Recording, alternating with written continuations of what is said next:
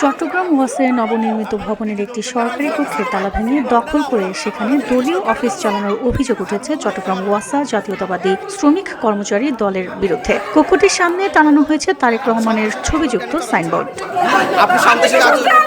গত রোববার দুপুরে নগরের দামপাড়া এলাকায় ওয়াসার নতুন ভবনে এই ঘটনা ঘটে। অভিযোগ রয়েছে রাজস্ব শাখার জন্য নির্ধারিত ওই কক্ষটি দখল নিয়ে দিনভর সেখানে দলীয় কার্যক্রম চালানো হয়।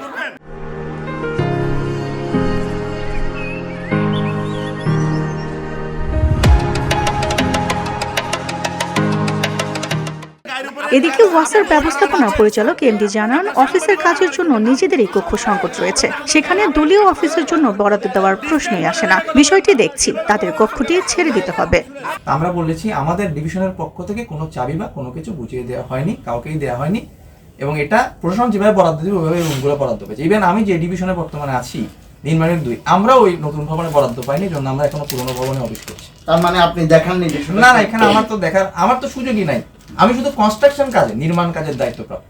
প্রজেক্ট বুঝিয়ে দাও পর্যন্ত মূল কথা বলে। ঠিক আছে।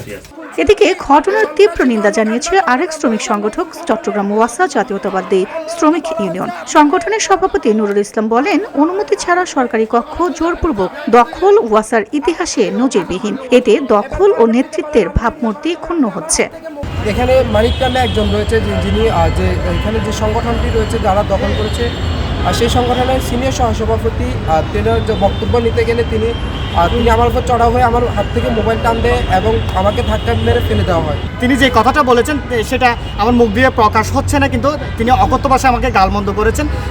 আমি যে আগে নিউজ করেছি তার প্রেক্ষিতে তিনি এইভাবে আমাদের সাথে করতে পারেন না। মানে যিনি রয়েছেন শ্রমিক দলের যিনি সিনিয়র সহসভাপতি, আমরা যতটুকু জানতে পেরেছি তিনি আমাদেরকে মারার হুমকি দিয়েছেন।